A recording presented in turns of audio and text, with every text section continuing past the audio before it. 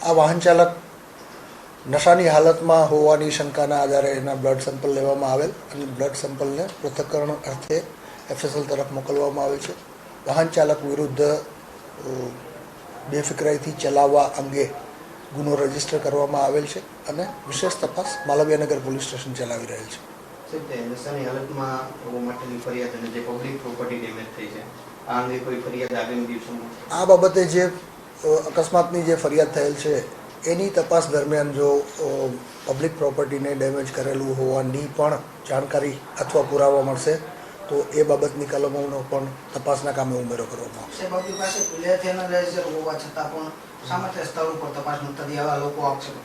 સ્થળ ઉપર આ જે આરોપી છે એને મારવામાં આવેલ, જેથી પ્રથમ પ્રાયોરિટી એને હોસ્પિટલમાં દાખલ કરાવવાની હતી અને હોસ્પિટલમાં આ આરોપીના બ્લડ સેમ્પલ લેવામાં આવેલ જ છે. બ્લડ સેમ્પલના પૃથ્થકરણમાં એ નશાની હાલતમાં હતો કે કેમ તે બાબતેની જાણકારી મળી એ કલમનો ઉમેરો કરીને તેના વિરુદ્ધ કાયદેસરની કાર્યવાહી કરવામાં આવશે.